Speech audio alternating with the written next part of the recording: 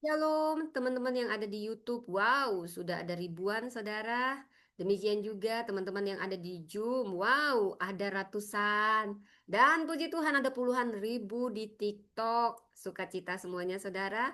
Sebentar lagi kita akan dengarkan firman Tuhan 2026 ini. Jangan khawatir saudara.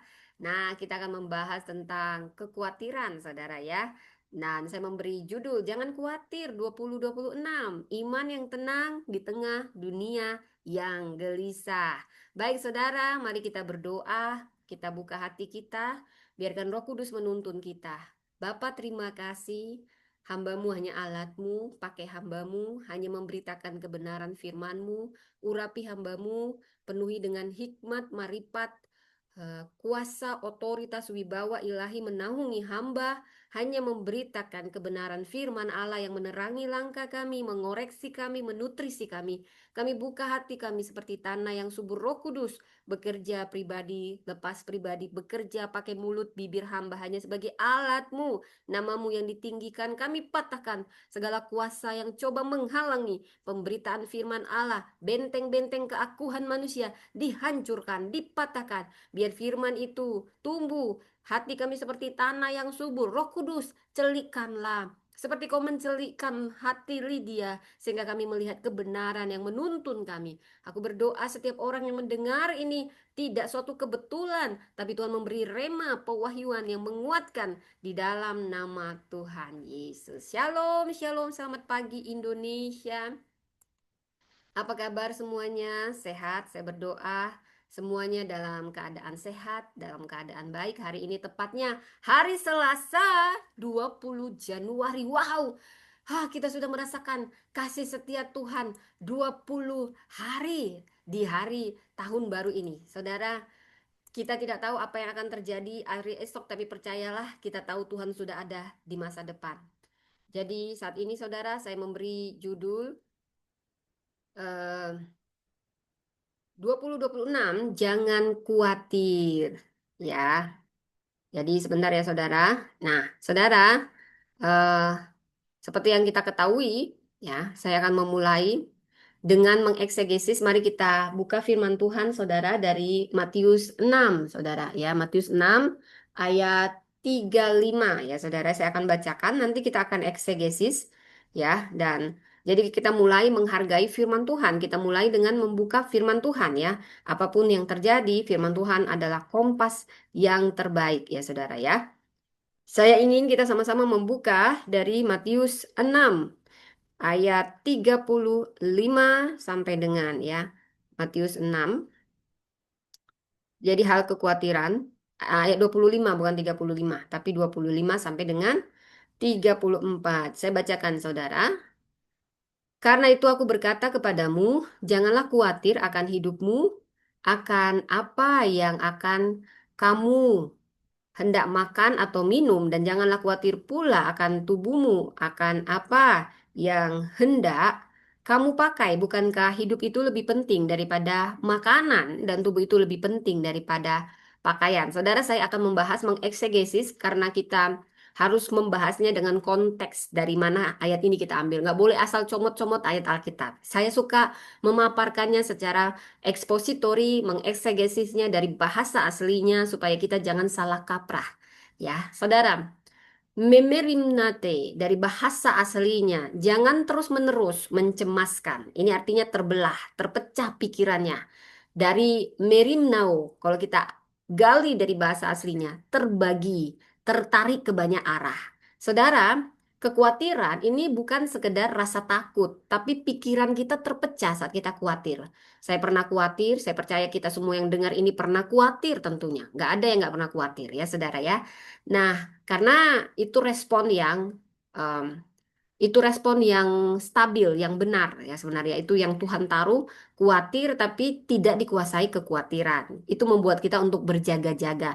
Tapi jangan sampai pikiran ini terpecah, diajak ngomong nggak bisa, ya tidak utuh, tidak lagi berpusat pada Allah. Saudara, Yesus tidak meniadakan kebutuhan jasmani, tapi dia sedang menegur obsesi berlebihan. Itu dikuasai kekhawatiran. Makanya dibilang jangan khawatir bukan berarti jangan peduli apa-apa, bukan ya saudara ya. Jadi jangan sampai kita terobsesi memikirkan itu, terkebutuhan itu. Mari kita gali lagi dari bahasa aslinya. Hidup, pishe, ini lebih dari makanan. Bukankah tubuh? Ya, soma lebih dari pakaian. Artinya apa ayat ini? Nilai hidup manusia tidak ditentukan oleh apa yang ia konsumsi atau kenakan. Saudara, saya ulang, Tuhan ingin kita hidup utuh, bukan terbelah antara iman dan kecemasan. Seperti saat ini, banyak inflasi. Tahun 2026 ini sudah diprediksi akan menjadi tahun yang kering. Saudara, mungkin kita inflasi, target tidak tercapai, citra tidak tercapai, pencapaian banyak yang tidak tercapai. Kita kerja, kita merencanakan, tapi tidak hidup dalam ketakutan kehilangan. Maksudnya seperti itu. Ayat 26 saya bacakan. Pandanglah burung-burung di langit yang tidak menabur dan tidak menuai dan tidak mengumpulkan bekal dalam lumbung, namun diberi makan oleh Bapamu yang di surga. Bukankah kamu jauh melebihi burung-burung itu? Saudara, kita ambil bahasa aslinya, kata kunci di sini, emblepaste, sate. Pandanglah dengan seksama, renungkan. Jadi itu lebih dari sekedar melihat, memandang, merenungkan. Lebih dalam lagi. Saudara, Yesus mengajak murid belajar teologi dari alam. Bukan sekedar teori. Dari apa yang sekitar kita ada. Tuhan itu sering memberi perumpamaan sederhana. Konteks-konteks di Alkitab adalah konteks-konteks seputar keadaan zaman itu, sekitar kita. Lihat alam, gak usah kau lihat AI, gunung tinggi, ini gak usah. Sekitarmu saja lihat. Burung, itu sederhana, banyak burung nih. Langsung burung terbang. Burung-burung siapa dalam sangkar sendirian. Nah, itu lain itu. Itu supaya jangan terlalu tegang ya saudara ya. Jadi Yesus sedang mengajak kita belajar teologi dari alam. Lihat burung, tidak menanam, tidak menuai, tidak menyimpan, tapi dipelihara Bapa di surga. Wow, ini punya makna teologis lebih dalam bahwa pemeliharaan Allah, wah saudara, sebentar ya. Bahwa di sini di ayat 26 ini sedang bermakna pemeliharaan Allah itu bersifat mekanis. Ya saudara. Jadi bukankah kamu jauh lebih berharga daripada burung? Nilai manusia bukan produktivitas, tapi relasi sebagai anak Bapa. Saudara, kalau sembari saya baca firman, cat-cat di TikTok saya nggak lihat ya, saya tutup. Karena kadang ada kaum kedar, ada orang-orang menyerang supaya firman itu tidak terberitakan dengan mendistraksi. Jadi salam-salam yang luar biasa saya ucapkan terima kasih. Tetapi sembari saya memberitakan firman, saya fokus kepada firman, tidak membalas chat siapapun ya. Nanti boleh DM saya atau apapun kalau mau doa dan pertanyaan-pertanyaan teologi. Oke, saya kembali ke ayat 27, Saudara. Siapakah di antara kamu yang karena kekhawatirannya dapat menambahkan sehasta saja pada jalan hidupnya? Saudara, bahasa aslinya helikia. Ini usia, jalan hidup, rentang hidup. Kemudian ukuran kecil, pecin ya, karena ada di sini kata-kata kunci. Artinya kekhawatiran tidak pernah memperpanjang hidup, justru memperpendek. Saya ulang, khawatirmu nggak akan pernah memperpanjang hidupmu, justru memperpendek hidupmu. Artinya kekhawatiran ilusi kontrol atas waktu dan hidup kita. Karena hidup manusia berada di tangan Allah, bukan di kecemasan manusia. Ayat 28 sampai 29 saya bacakan. Mengapa kamu khawatir akan pakaian? Perhatikan bunga bakung di ladang yang tumbuh tanpa bekerja dan tanpa meminta. Namun aku berkata kepadamu, Salomo dalam segala kemegahannya pun tidak berpakaian seindah salah satu dari bunga itu. Wow, ini luar biasa kalau kita gali, ya saya suka menggali pelan-pelan saudara. Kita ambil kata kunci dari bahasa aslinya, kata matete. pelajari sungguh-sungguh ya, saudara di sini. Lihatlah, ya, jadi disuruh pelajari dengan sungguh-sungguh. Perhatikan bunga bakung di ladang. Bukan hanya sekedar memperhatikan, tetapi mempelajarinya dengan sungguh-sungguh. Lalu ada kata doksa, kemuliaan, keagungan. Saudara, bunga tidak bekerja. Ini hal-hal yang sederhana di sekitar kita di alam. Bunga tidak bekerja, tidak memintal seperti kita bekerja keras, mikirin siang malam. Mereka tidak menenun. Ya, eh, semua tumbuhan makhluk hidup ini tidak bekerja, tidak menenun, tetapi apa? Tetapi dipakaikan kemuliaan oleh Allah. Lalu dibandingkan pula sama Salomo, raja yang terbesar yang tidak pernah seperti dia sebelum dan sesudahnya. Ya, tapi dia kecil dibanding Kristus, raja segala raja. Dia punya simbol kekayaan dan hikmat, tetapi masih dibilang kala indah dari bunga sederhana. Wah, ini dalam banget maknanya. Keindahan sejati bukan hasil usaha manusia, tetapi anugerah Allah. Saya ulang. Keindahan sejati bukan hasil usaha manusia, tetapi anugerah Allah. Dan di ayat 30. Jadi, jika demikian Allah mendandani rumput di ladang yang hari ini ada dan besok dibuang ke dalam api, tidakkah ia akan terlebih lagi mendandani kamu, hai orang yang kurang percaya? Jadi ini iman kecil, bukan tidak beriman ya. Oligopistoi. Jadi di sini masalah utamanya bukan kurang usaha, tetapi kurang percaya.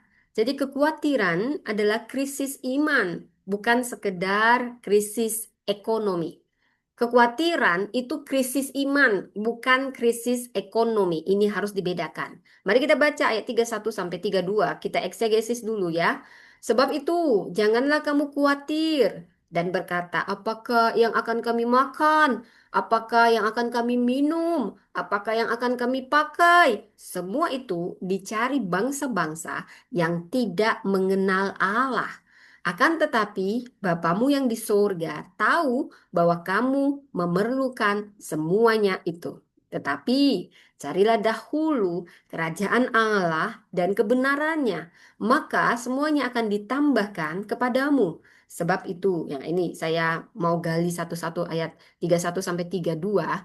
Di sini kata kuncinya epigestoin, mengejar dengan obsesi. Semua itu dicari, dicari bangsa-bangsa yang tidak kenal Allah. Jadi yang khawatir, apa yang mau kita makan, apa yang mau kita minum, apa ini, itu dia sampai terobsesi. Nah, dicari bangsa yang tidak kenal Allah.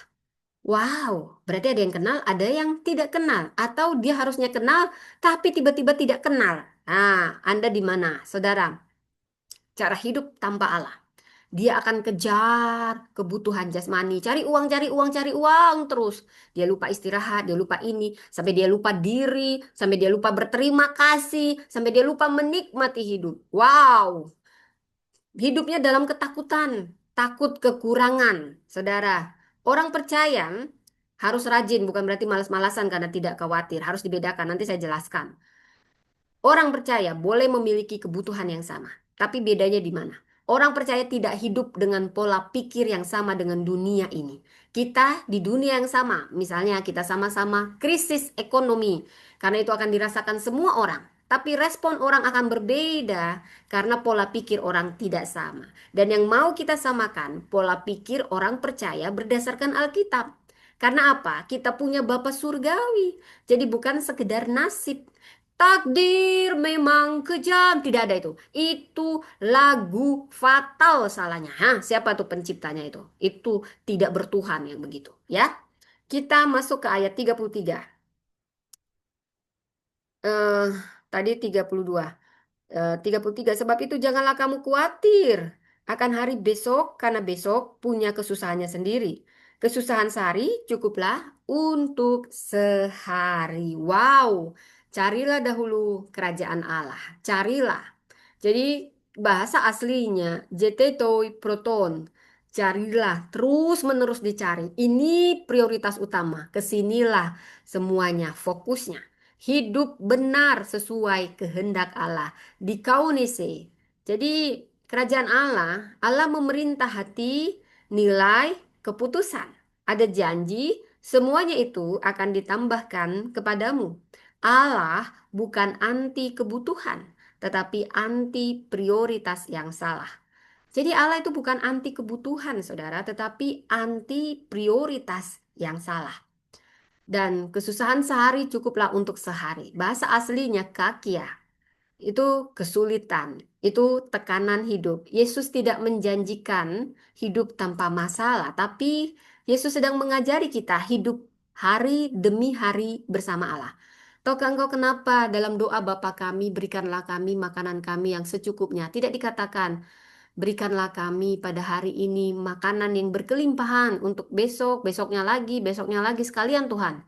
Tapi berikanlah kami pada hari ini makanan kami yang secukupnya. Selain dari segi kesehatan, memang kita makan itu harus secukupnya. Nggak boleh lebih, nggak boleh kurang, secukupnya. Bahkan kalau usia 40, saya sudah mengikuti puasa intermittent, saudara, itu lebih sehat. Dan Yesus juga mengajarkan puasa, saudara. By the way, orang bisa hidup tanpa makan itu sebulan. Namun tidak bisa hidup tanpa minum ya saudara ya. Tapi masih bisa hidup 3 hari tanpa minum saudara. Kalau sungguh-sungguh dalam Tuhan ya saudara, kalau nggak percaya buktikan sendiri. Dan kadang hidup itu lebih sehat dengan puasa. Dan memang doa Bapa kami itu sudah mencakup kesehatan. Jadi Yesus mengajarkan doa Bapa kami itu bukan asal kata-kata. Kenapa makanan secukupnya, tapi berkat berkelimpahan. Kenapa tidak makanan berkelimpahan? Selain Yesus sedang mengajarkan supaya tidak tamak serakah, Yesus juga tahu bahwa dia pencipta tubuh.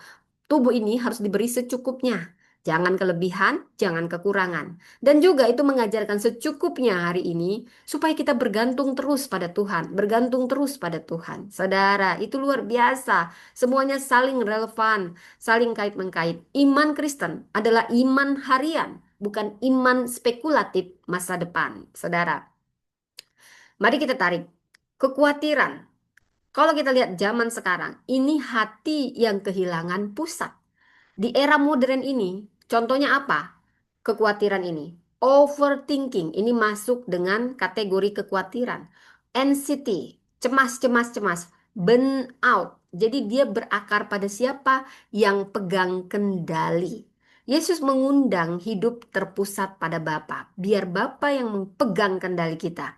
Jadi bukan berarti ini bukan hidup tanpa rencana. Ah kan katanya jangan khawatir, males ah buat rencana, males ah buat resolusi. Pokoknya aku berdoa, doa Bapa kami, berikanlah kami makanan kami secukupnya. Nggak peduli besok, besok lagi, nggak usah ada rencana-rencana. Kita kan orang Kristen, kita bergantung sama Tuhan hari lepas hari. Benar seperti itu? Itu on. Bukan itu yang maksud saya, saudara ya. Jadi hidup kita terpusat pada Tuhan. Tapi bukan berarti nggak punya perencanaan hidup. Tahukah Anda, perencanaan, persiapan itu bagian dari kita berespon positif dan menghormati Tuhan. Namun kita tetap bergantung pada Tuhan. Tuhan beri kita hikmat. Bangun kau. Buat perencanaanmu sepanjang hari ini mau ngapain. Bukan berarti, katanya kan jangan khawatir. Malas-malas, tidur aja. Itu on ya, itu on. Kamu yang dengar-dengar yang kayak gini, yang udah punya rencana gini, bertobatlah kau. Baiklah. Tapi yang dimaksud adalah hidup tanpa kecemasan yang bisa menggerogoti iman. Saudara, ada prinsip kerajaan Allah di sini. Prioritas kita, kerajaan Allah, kepercayaan kita, ada pemeliharaan Allah apapun situasi hidup ini. Dan hari ini kita selalu percaya ada kesetiaan, kasih setia Allah. Dari sini kita belajar, saudara, kekhawatiran bukan sekedar masalah emosi, tapi ini tentang masalah iman, identitas, dan kepercayaan kepada Bapa. Yesus tidak berkata, jangan bekerja. Yesus nggak pernah berkata demikian. Tetapi Yesus berkata, jangan hidup seolah-olah kamu yatim. Jangan hidup seolah-olah kamu yatim. Ada audiens Injil di sini. Jadi Matius ini ditulis oleh untuk orang-orang Yahudi Kristen. Jadi ada Yunani Kristen, ada Yahudi Kristen, ada paduan Yahudi dan Yunani. Ya, pokoknya intinya sekarang ini untuk kita semua. Ya, mau orang Kristen, mau non-Kristen, kalau dia percaya Kristus, jadi kekristenan itu bukan agama, itu relasi. iman, yang didasari iman bahwa Yesus adalah Tuhan dan Juru Selamat. Ya saudara, ya bukan soal agama. Banyak orang beragama Kristen tidak benar-benar berelasi dengan Tuhan. Saudara, di sini Matius 6 ini atau kitab Matius secara keseluruhan ini ditulis ketika hidup jemaat di bawah penindasan Romawi. Jadi mereka sedang berusaha menyeimbangkan iman, hukum Taurat, realitas hidup. Jadi Mesias yang membawa kerajaan Allah di tengah dunia yang tidak aman. Jadi di sini para orang-orangnya kehidupan ekonominya itu Palestina di abad 1. Jadi petani, nelayan, buruh, ya rumah tangga, orang miskin struktural. Jadi mereka itu di sini makanya dibilang hidup mereka itu hari ke hari, tidak punya tabungan seperti sekarang investasi, kekayaan tujuh warisan, kan banyak yang begitu. Jadi konteks ayat dari Matius 6 khususnya dari 25 sampai 34 itu orang-orang yang mendengarkan firman ini hidupnya hari ke hari karena mereka mayoritas petani kecil, nelayan, jadi tidak punya tabungan. Jadi jangan jangan ditarik benang merah yang sama persis ya. Kita harus melihat kontekstual, konteks zaman itu dan konteks zaman ini. Bukan berarti, oh nggak usah punya investasi. Kita kan hidup hari ke hari. Bukan. Itu namanya on ya tetap. Bukan yang itu maksudnya. Bukan berarti nggak punya perencanaan. Nah pada saat dibuat ayat ini, tapi itu tetap relevan. Sampai kapanpun firman Tuhan selalu relevan karena selalu diterangi oleh Roh Kudus yang memberi rema dan pewahyuan. Saudara, jadi pada saat itu upah buruh sering cukupnya untuk hari itu saja. Sehingga Yesus bilang, jangan kamu khawatir. Lihat burung di udara. Bukan berarti tidur-tidur aja lah kau. Nonton sinetron lah kau. Oh, mengumbar-umbar gosip lah kau. Kan gak usah khawatir. Baca aja firman tapi malas bekerja. Tidak usah punya investasi. Gak usah punya tabungan. Gak usah. Tetap berharap sama Tuhan bilang, oh Tuhan kami bergantung. Bukan itu namanya on ya. Saya tidak memaksudkan itu. Jadi konteksnya berbeda. Jadi dulu itu sering gagal panen sehingga sering kelaparan. Jadi ada kekhawatiran soal makan, pakaian. Ini bukan teori, tapi memang pada saat firman ini diberi, itulah realitas harian mereka. Beda dengan zaman sekarang, tapi tetap relevan ayat ini. Jadi di situ mereka udah susah makan, dapat pajak lagi, pajak Romawi, ada tekanan politik, ada pajak Herodian, karena yang pada saat itu raja bonekanya dari Romawi itu si Herodes ya. Ada pajak bayi Allah, kasihan banget umat, kasihan banget. Udah penghasilannya nelayan dan petani kecil hanya cukup makan hari itu ada pajaknya lagi, tiga pajak lagi. Pajak Romawi, pajak Herodian, pajak bait Allah. Wow, untuk pajak aja habis banyak. Bisa 30 sampai 40% dari penghasilan. Inilah yang membuat zaman itu cemas, cemasnya bersamaan. Dan ada ketimpangan yang sangat ekstrim. Orang kaya makin kaya, yang miskin makin miskin. Lalu Yesus pun memberi angin segar, firman yang menyejukkan hati. Jangan khawatir tentang apa yang kamu makan. Dia berbicara tentang di bawah sistem penindasan ekonomi. Dia katakan, pakaian, bukankah tubuh lebih penting dari pakaian? Jadi kalau pakaian dulu itu menunjukkan status.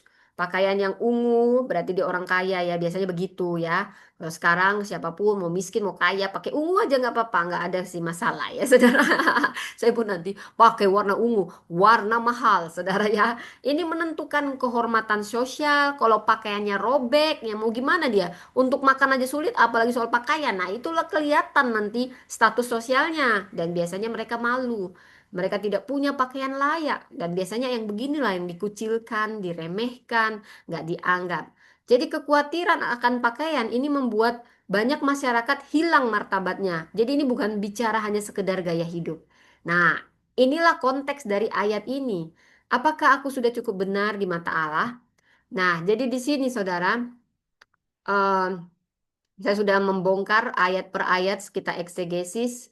Dari sini saya juga mau eh, jadi Yesus tidak berkata, jangan tidak pakai teknologi, jangan biarkan tetapi yang dimaksud kalau kita bawa ke relevansi tahun 2026 ya, kita semua tahu kekhawatiran zaman sekarang ini dia dalam bentuk baru, yaitu mamon. Kalau dulu Kalau kita soal pakaian, aman, banyak pun pakaian. Saya baru bagi-bagi pakaian, saking banyaknya saudara. Supaya rumah lebih sederhana, saya kasih ke guru-guru privat anak saya, ke ART saya, ke tetangga, ke panti asuhan yang terakhir. Setelah nggak ada yang mau, dan di panti kita kasih juga dana. Jadi ini pakaian-pakaian yang masih layak pakai, bagus. Tapi lemari penuh, namun ini hanya tambahan ya. Ketika kita punya niat baik dan kita berani melepas supaya rumah juga lebih lega, kita ternyata diberkati. Saya ketemu pakaian-pakaian yang saya bahkan lupa saya sudah beli, saudara, saking banyaknya. Nah, saya mau katakan, bukankah tubuh ini lebih penting dari pakaian? Itu kalau dipakai ayat ini, makanya Yesus menyuarakan ayat ini karena pada saat itu konteks zaman itu pakaian aja sulit. Beda dengan konteks zaman sekarang. Mungkin kita nggak memikirkan tentang pakaian, tentang makanan, tapi kita lagi pikir tentang karir zaman sekarang, citra digital kita, keamanan finansial kita, validasi sosial kita. Prinsipnya sama. Kita sama-sama takut hilang karena itu sudah menjadi fokus kita. Nah, Tuhan sedang membongkar itu. Dia tidak bilang jangan pakai teknologi, tapi dia sedang menekankan prinsip yang sama. Jangan biarkan teknologi, uang dan masa depan menggantikan posisi Bapa di surga, menggantikan posisi Tuhan. Hidup satu hari pada satu waktu, tetapi di sini kita diajari disiplin tentang kehadiran Tuhan, mengelola, bukan dikendalikan. Dan bagi gereja ini memberi kita pesan sebagai gereja harus menjadi komunitas pemeliharaan. Kita bisa melawan teologi sukses yang semu dan menghadirkan rasa aman rohani. Dan kita belajar peduli pada struktur yang menindas dan tidak menindas orang yang tidak bisa bela diri, yang miskin, tapi kita belajar menghidupi solidaritas kerajaan Allah. Jadi Matius 6 ayat 25 sampai 34 ini bukan sekedar nasihat rohani, Saudara. Ini manifesto kerajaan Allah di tengah dunia yang penuh ketidakpastian. Yesus berkata kepada mereka dalam tekanan, "Kamu tidak sendirian, kamu punya Tuhan." Nah, inilah kuncinya. Namun aku berkata, Salomo dalam segala kemegahannya pun tidak berpakaian seindah salah satu dari bunga. Kenapa Yesus harus membandingkannya dengan Salomo? Bukankah Salomo itu simbol kemegahan tertinggi dalam sejarah Israel? Disitulah letak kedalaman dari perkataan Yesus ini bila kita perkatakan. Siapa Salomo, saudara? Siapa tahu Anda nggak kenal siapa Salomo ya?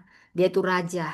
Raja yang paling agung, ya ini untuk raja manusia. Tidak ada yang seperti dia, sesudah dia juga tidak ada yang terkaya, termegah kerajaannya seperti dia. Dia raja terkaya sepanjang sejarah Israel, tapi dia masih kalah jauh lah dibanding Yesus. Namanya Yesus juga Tuhan ya.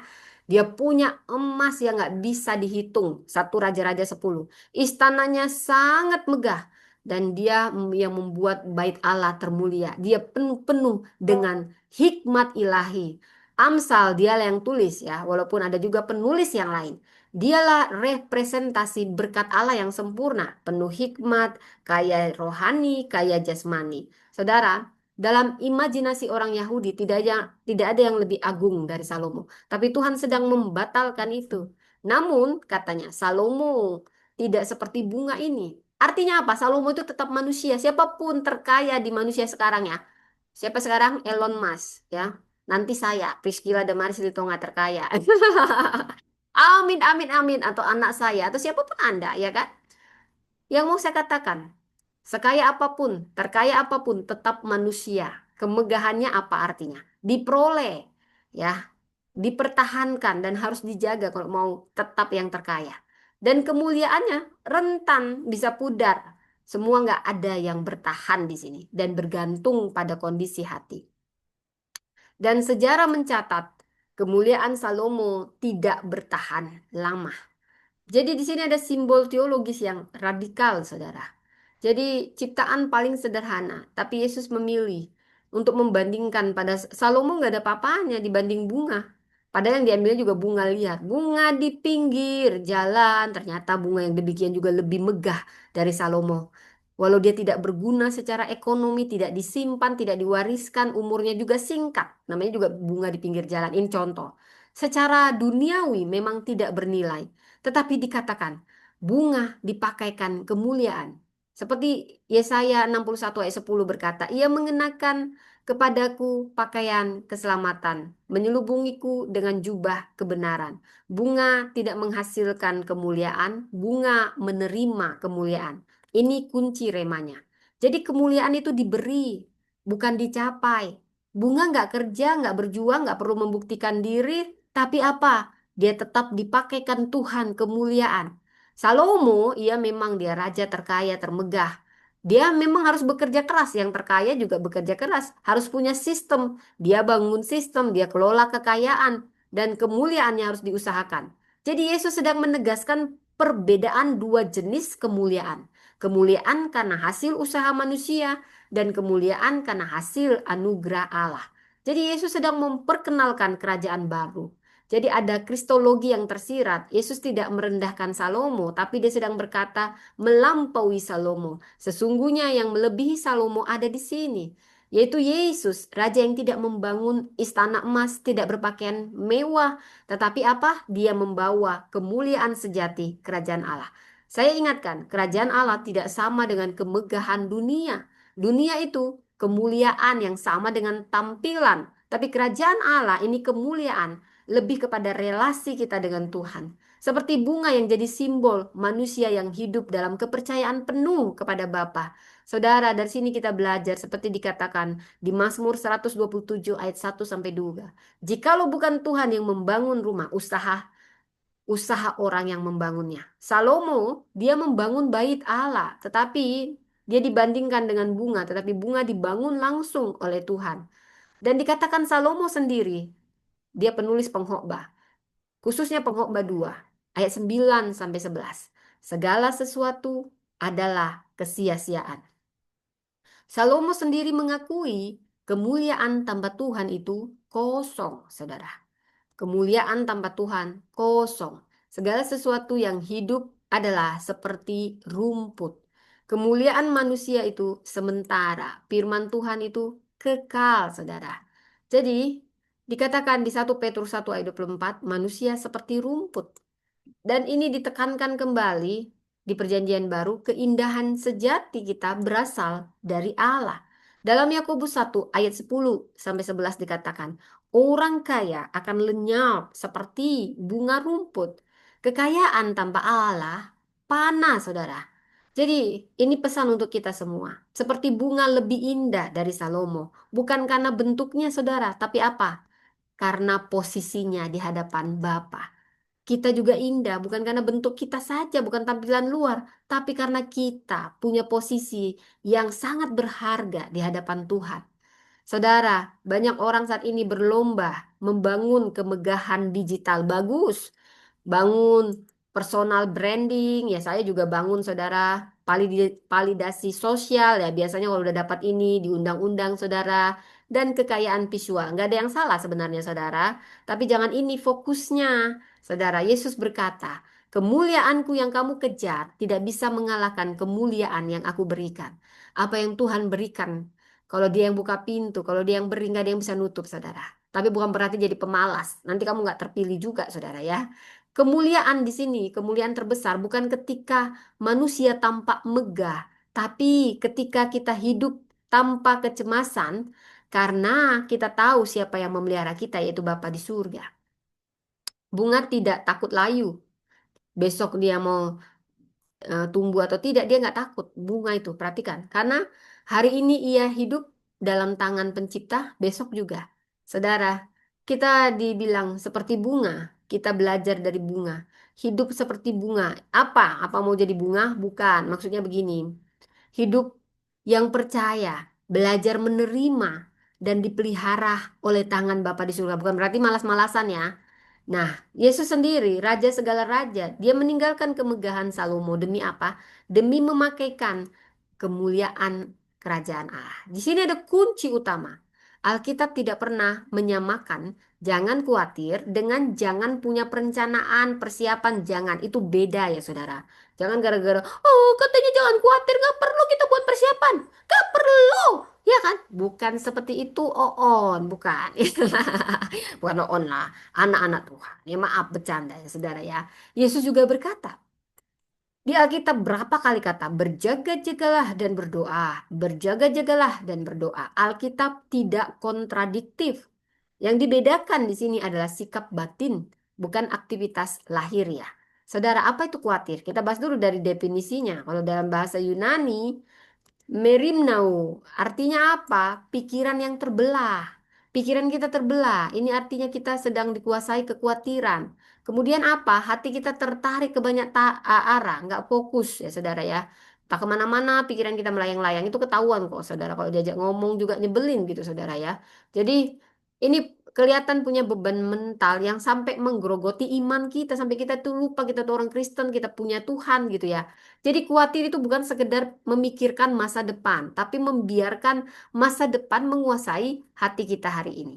Jadi yang dilarang itu kalau kita khawatir tanpa damai dengan membuat perencanaan yang disertai ketakutan. Kita overthinking tanpa kehadiran Tuhan. Kita merasa semua tergantung saya. Kita nggak bergantung pada Tuhan. Kita sulit berdoa dengan tenang. Padahal dikatakan kekhawatiran dalam hati membungkukkan orang. Amsal 12 ayat 25. Kalau kamu bungkuk, mungkin kamu kebanyakan khawatir. Itu kata Alkitab, membungkukkan orang, saudara. Khawatir itu planning yang kehilangan pusat ilahi. Kita lupa bahwa Allah yang tetap memegang kontrol atau kendali. Namun, hidup ini seimbang bukan berarti karena jangan dibilang jangan khawatir, kita nggak berjaga-jaga, kita nggak punya perencanaan, tidak punya persiapan. Bukan itu yang dimaksud. Karena kita juga disuruh berjaga-jaga, bersiap-siap, tapi bukan khawatir. Namun, berpikirlah dengan damai. Merencanakanlah sambil berdoa. Orai, labora terus. Terbukalah pada koreksi Tuhan, tuntunan Roh Kudus. Dan berubahlah bila Tuhan mengarahkan. Dan hati kita tetap ringan. Seperti dikatakan, rancangan orang semata-mata, rajin semata-mata, mendatangkan kelimpahan. Amsal 21 ayat 5. Dan dikatakan, serahkanlah perbuatanmu kepada Tuhan, maka terlaksanalah segala rencanamu. Amsal 16 ayat 3. Jadi kita punya bersiap planning yang diserahkan kepada Tuhan. Yesus sendiri adalah contoh terbaik, saudara. Yesus buat perencanaan pelayanan. Dia juga yang menentukan waktunya, dia yang mengatur perjalanannya, dan dia yang memilih murid. Dan dia tidak melakukannya dengan panik. Dia mengendalikan ketakutan. Dia penuh dengan damai, tidak kehilangan damai.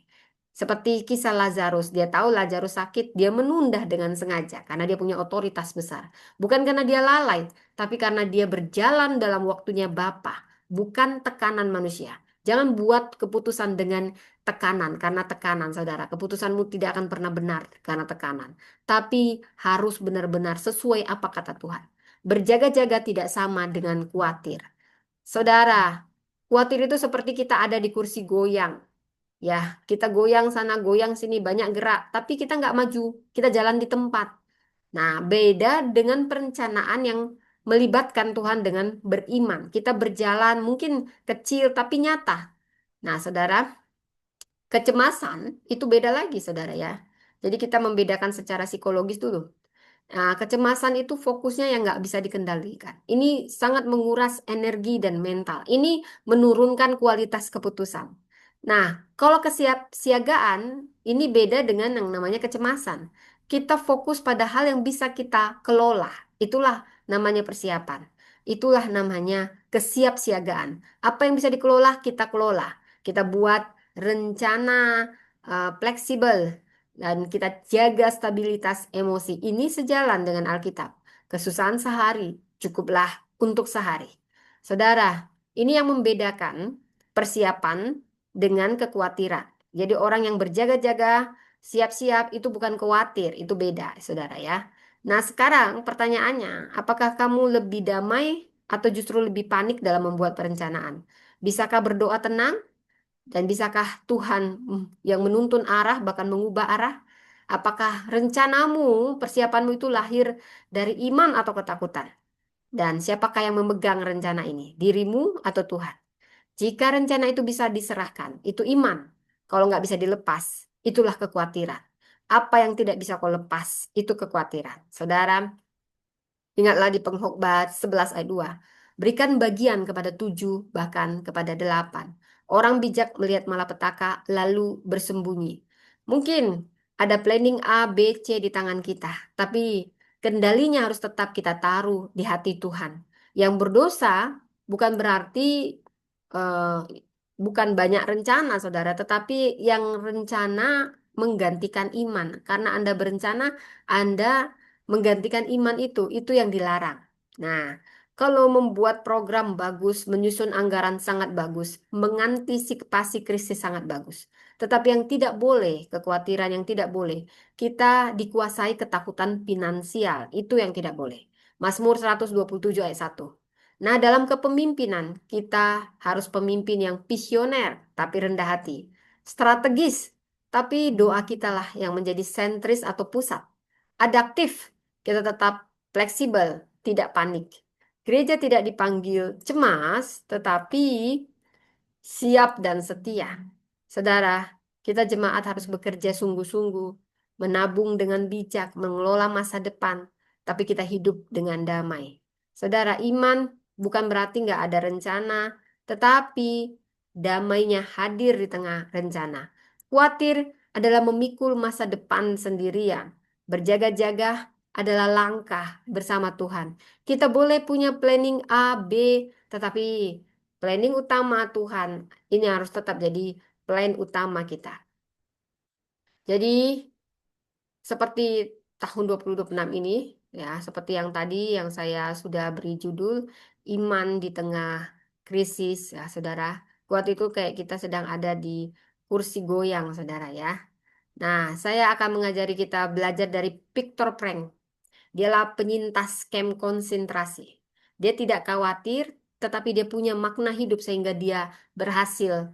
Walaupun saudaranya, orang tuanya, istrinya, anaknya semua mati di kamp konsentrasi, tapi dia bertahan. Dia punya makna hidup yang benar. Dikatakan dalam bukunya, dia manusia bisa menanggung hampir segala bagaimana kalau dia tahu memiliki mengapa. Ya, kalau dia takut, menderita, kehilangan keluarga, hidup dalam ancaman kematian setiap hari. Tapi kalau kita tidak kehilangan makna hidup, kita pasti bisa bertahan. Nah, makanya orang yang bunuh diri itu yang sudah kehilangan makna hidup.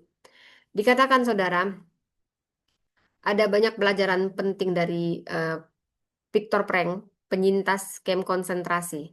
Ya, dia dia mengatakan ini bukan untuk menghakimi, tapi untuk menunjukkan suatu kebenaran pahit ya saudara ya, bahwa bertahan hidup bukan berarti disembuhkan dari kehancuran batin. Dia punya makna hidup itu yang memberi dia resilient, daya tahan. Ya, kalau nggak ada makna hidup itulah yang membuat kehancuran. Dan yang Tuhan Yesus tawarkan sekedar dari makna hidup, tapi hidup yang utuh. Saudara, saya mau kita membawa 3 pesan ini, saudara, untuk firman. Jangan khawatir tahun 2026 ini. Ada banyak prediksi tentang tahun 2026 ini, saudara. Mungkin Anda sudah pernah dengar tahun yang kering, ya. Tapi saya mau kita jangan khawatir, iman kita aktif, damai. Kita perlu berdoa, bukan memendam. Kita perlu merencanakan, tapi tetap menyerahkannya kepada Tuhan. Kita perlu bertindak, tapi tidak panik. Dan kita hidup hari ini dengan setia akan kebenaran firman Allah. Karena kita tahu pada siapa kita menyandarkan hidup kita ini. Kita tetap harus punya program, anggaran. Kita tidak dipimpin ketakutan, ya saudara. Nah, jadi jangan khawatir bukan berarti jangan berpikir, tetapi jangan biarkan pikiran menggantikan iman. Iman Kristen bukan iman yang ceroboh, tetapi iman yang tenang, karena tahu siapa yang pegang hari esok. Kita boleh punya rencana, tetapi biarlah Tuhan tetap sumber damai kita. Jangan khawatir di tahun 2026 ini. Iman harus tenang di tengah dunia yang gelisah ini. Yesus mengucapkan jangan khawatir bukan kepada orang malas, tetapi justru dia bilang kepada orang yang suka bekerja keras. Saya percaya orang-orang yang mendengar ini, orang-orang kantoran, orang-orang yang pekerja keras, mungkin juga orang yang hidup di bawah tekanan, tidak punya jaminan sosial. Tapi Yesus sedang memperdengarkan hidup pada saat orang-orang di situ hidup di bawah penjajahan Romawi, pajaknya berat, mereka hanya dapat upah harian, mereka berdasarkan upah harian itu untuk makan. Hari esok tidak pasti. Jadi ini bukan nasihat spiritual kosong, tapi ini justru undangan hidup dengan iman di tengah realitas keras. Saudara, tahun 2026, dunia ini berubah cepat, penuh dengan ketidakpastian, sudah diprediksi krisis ekonomi. Ada juga, masih mending ekonomi, krisis identitas, bahkan akan mengancam kesehatan mental. Namun firman ini sangat relevan dari sebelumnya. Ada tiga pesan yang ingin saya bawa. Khawatir membuat kita sibuk, tapi tidak bergerak. Khawatir hanya membuat kita sibuk, tapi tidak bergerak. Pernah duduk di kursi goyang, saudara? Kita banyak gerak, banyak energi, tapi sebenarnya kita nggak kemana-mana. Makanya di ayat 25 dikatakan jangan khawatir akan hidupmu. Di sini yang dimaksud Tuhan jangan punya pikiran yang terbelah. Jangan punya hati yang terpecah. Jadi khawatir itu kayak kursi goyang, lelah kita goyang terus, itu tetap menguras energi loh. Tapi kita nggak kemana-mana, kita tetap di tempat. Artinya kita tidak membawa solusi hanya dengan khawatir. Kekhawatiran itu hanya menggerakkan emosi kita jadi marah, kita jadi sebel, tapi justru melumpuhkan arah kita. Nah, renungkan apakah ini tanggung jawab atau kecemasan. Kita perlu menyerahkan apa yang tidak bisa kita kendalikan dan yang di luar kendali kita harus kita serahkan kepada Tuhan. Yang kedua, iman yang tenang adalah tetap merencanakan tapi tidak panik. Jangan khawatir, bukan berarti jangan berpikir, jangan punya perencanaan, jangan ngapa-ngapain. Bukan. Saudara, Yesus sedang menunjuk pada burung. Dia tidak panik. Besok dia mau ngapain, dia nggak panik. Bunga, dia nggak cemas kayak kita, saudara. Bahkan dibandingkan dengan raja terkaya, yaitu Salomo, paling mulia. Tapi dikatakan tidak setara dengan bunga yang Allah pelihara. Wow, ini dalam maknanya. Yesus tidak sedang merendahkan perencanaan. Dia sedang menegur kita saat kita terobsesi untuk mengendalikan. Saudara, perencana itu bagus, itu seperti peta.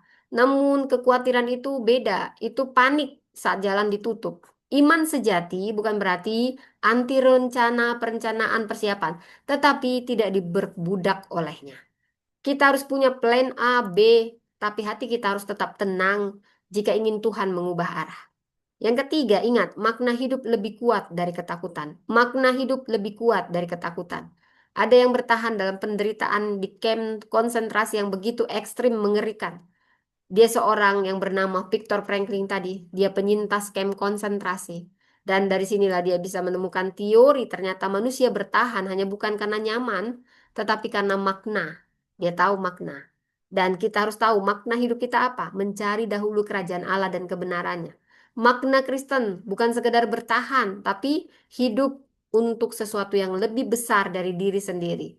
Saudara, Rasul Paulus ada di penjara penganiayaan, ya saudara, namun dia punya sukacita yang membuat dia damai.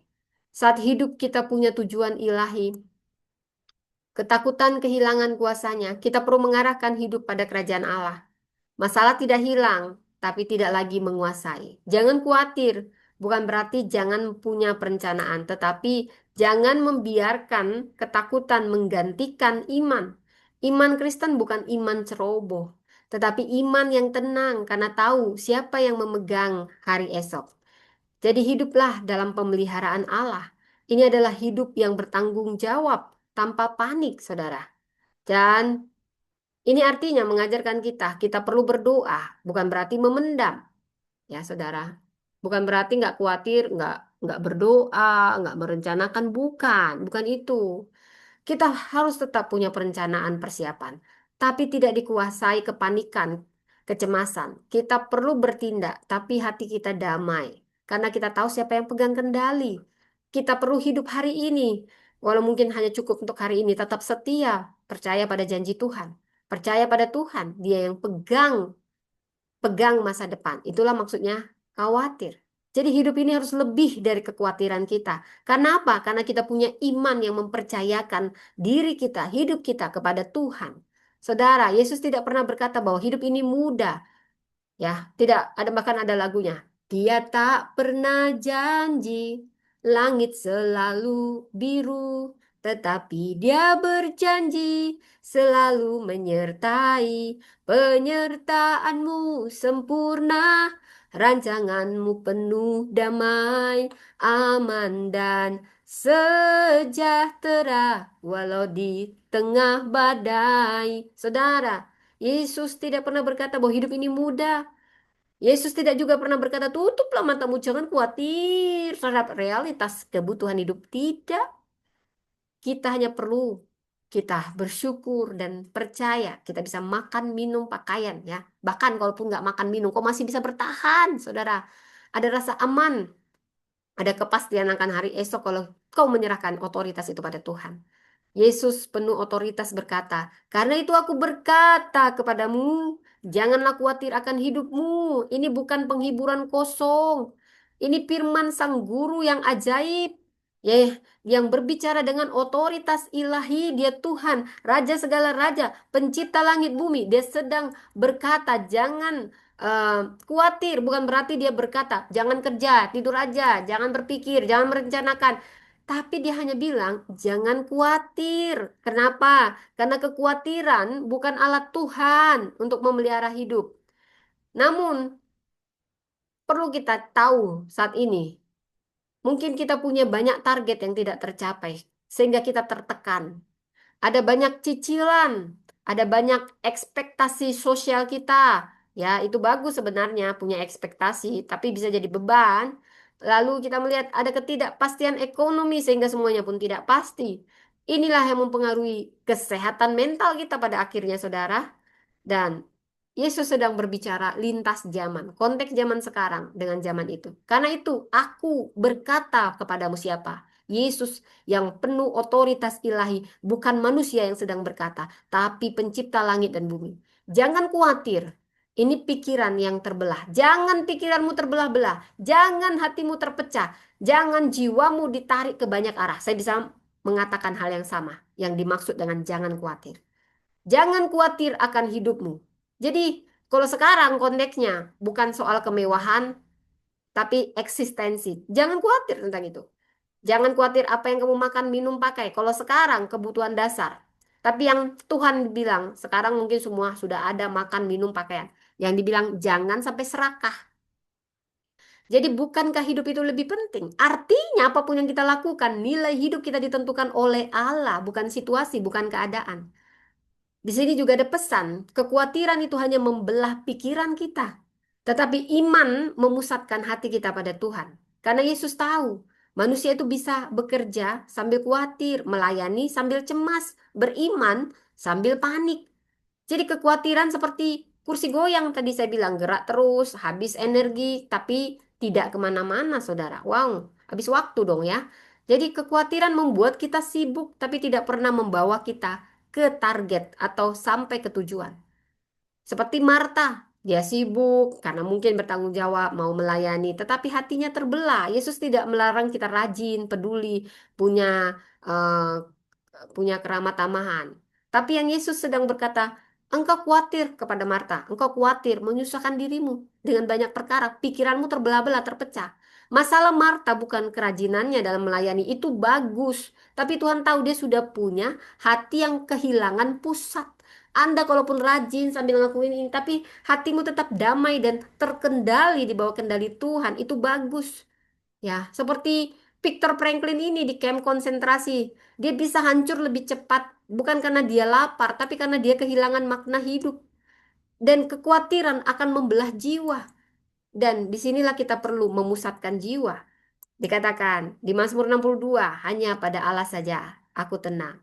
Hanya pada Allah saja aku tenang. Apa yang membelah pikiranmu saat ini, saudara? Apa yang mencuri pusat hatimu saat ini? Percayalah, Allah lebih peduli pada hidup kita daripada kebutuhan hidup kita. Saudara, Yesus mengatakan burung, bunga bakung. Dia tidak menyuruh kita pasif, bukan berarti pasif seperti yang saya jelaskan, tapi mengingatkan siapa yang memelihara hidupmu.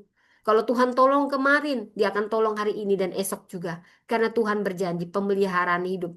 Dia bahkan bilang, Salomo terkaya, termulia, berkuasa, tapi dalam kemegahannya tidak berpakaian seperti bunga itu. Karena kemuliaan manusia sementara, tapi kemuliaan Allah, pemeliharaan Allah, inilah yang bersifat terus menjadi pemeliharaan. Kalau Allah yang memberi kita hidup, dia tidak akan lupa memelihara hidup kita. Seperti Elia di padang gurun, gak ada sumber makan, gak ada jaminan. Bahkan burung gagak bisa dia kirim. Seperti juga Corrie ten Boom, dia penyintas Holocaust yang selamat, tidak ada lubang yang begitu dalam katanya, sehingga kasih Allah tidak lebih dalam lagi. Mungkin kita lebih percaya pada sistem daripada pada pemelihara. Mungkin uangmu nggak ada lagi ini, tapi percayalah, Bapamu akan memelihara. Tapi bukan berarti nggak ada tabungan, bukan itu maksudnya. Maksudnya fokusmu itu jangan sampai kehilangan kendali yang pusatnya pada Tuhan. Yesus memanggil kita kembali kepada Bapa. Roma 8 ayat 32. Percaya bukan pasif, tapi hidup yang tidak dikuasai khawatir, tidak dikuasai cemas. Jangan, bukan berarti Yesus melarang kita punya perencanaan masa depan bagus. Tapi katanya jangan hidup di masa depan terus sampai kamu lupa menikmati hidup hari ini. Berencanaan itu sama dengan iman kita yang bertanggung jawab. Tetapi yang saya maksudkan, kekhawatiran artinya iman yang sudah kehilangan damai. Perencanaan itu peta, tapi kekhawatiran adalah panik saat jalan ditutup. Paulus di penjara, kekurangan, ada ketidakpastian, tapi dia berkata, aku belajar mencukupkan diri. Filipi 4. Nelson Mandela 27 tahun di penjara. Dia tidak membiarkan ketakutan menentukan masa depannya. Karena dia punya iman sejati yang bekerja dengan tenang, bukan panik. Kita juga harus tetap bekerja sungguh-sungguh, bukan malas-malasan, berdoa lebih sungguh. Tapi kita tidak dikuasai cemas, panik, dan kita bisa tidur dalam damai. Karena kita menyerahkan kendalinya pada Tuhan yang kita percaya akan memelihara kita. Kita tidak diciptakan untuk memikul masa depan sendirian. Dia senang kita bergantung penuh pada Dia. Hidup ini bukan soal apa yang kita genggam, tapi siapa yang pegang hidup kita. Ketika iman memegang hati, kekhawatiran, kehilangan kuasanya.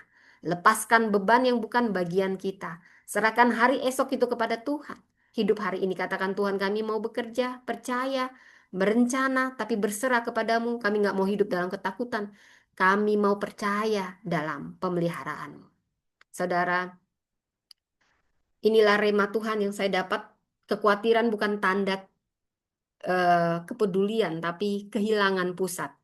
Dan Tuhan sedang menyingkapkan banyak orang yang merasa, kalau aku tidak khawatir, aku tidak peduli. Itu salah. Roh Firman berkata sebaliknya. Kekhawatiran muncul bukan karena kita terlalu peduli, tapi kita memindahkan pusat hidup dari Allah kepada diri kita. Jangan khawatir akan hidupmu. Matius 6 ayat 25. Saat Allah kembali menjadi pusat kendali hidup kita, kekhawatiran, kehilangan tempat berpijak di dalam diri kita. Saudara, kekhawatiran hanya membelah jiwa, tetapi imanlah yang menyatukan jiwa. Ini mencegah supaya kita pikirannya tidak terpecah, hati kita tidak terbagi, sehingga jiwa kita kelelahan. Tuhan menyatakan banyak orang lelah bukan karena bebannya berat, tapi hatinya terbagi ke banyak arah. Satu hal yang perlu, saudara, damai bukan datang saat masalah hilang, tapi saat hati kembali utuh di hadapan Tuhan. Saudara, Allah pemelihara kita. Dia tidak hanya memberi hidup, tapi dia berkomitmen memelihara hidup. Jangan khawatir. Memang hidup tidak mudah, bukan berarti tidak punya perencanaan. Tapi bukankah hidup lebih penting? Tuhan sedang menyingkapkan kebenaran kalau hidup berasal dari Allah. Percayalah, ada tanggung jawab Tuhan dalam pemeliharaan hidup kita.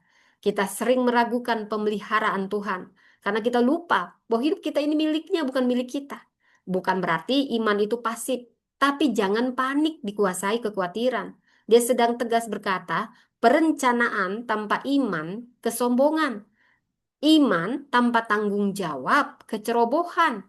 Iman sejati, tenang, jernih, taat.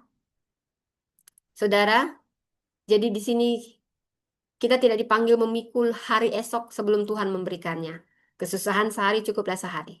Saudara, Tuhan memberi kekuatan setiap hari. Bukan sekaligus supaya kita terus bergantung padanya. Kekhawatiran berkurang saat kita menemukan makna. Ketakutan menguasai hidup yang kehilangan arah. Dan bila kita tahu otoritas ilahi itu akan membungkam kecemasan kita. Hidup harus diarahkan pada kerajaan Allah. Dan kekhawatiran membuat kehilangan dari suara makna yang benar. Tuhan mengatakan, aku memanggil umatku bukan hidup tanpa rencana, tapi tanpa dikuasai rasa takut. Aku tidak meminta engkau memegang hari esok, tetapi percaya padaku senantiasa. Letakkan kembali hidupmu di tangan Tuhan, karena di sanalah damai bekerja. Terima kasih. Mari kita berdoa, Bapa. Terima kasih. Kami melepaskan semua kekhawatiran kami. Kami percaya Engkau yang memelihara hidup kami.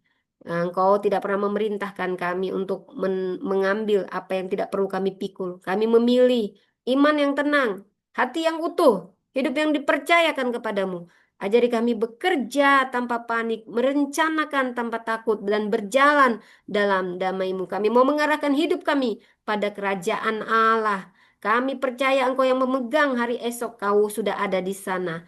Biarlah semua otoritas kuasamu membungkam tiap kekhawatiran, tiap kecemasan umatmu saat ini. Dan berilah kami kekuatan senantiasa setiap waktu. Biarlah Tuhan kami meletakkan semua beban kami ke dalam tanganmu Tuhan. Biarlah Tuhan yang menuntun kami. Terima kasih, ajari kami punya perencanaan dengan iman berdasarkan kepadamu dan bertanggung jawab. Di dalam nama Yesus kami berdoa. Amin. Wah, panjang sekali firman Tuhan hari ini. Teman-teman yang di YouTube, Anda bisa mendengar rekamannya di YouTube Priscilla Das Channel dan Empower Woman Ministry. Terima kasih buat teman-teman yang di YouTube ada ribuan dan juga di Zoom ada ratusan. Tuhan memberkati. Bye.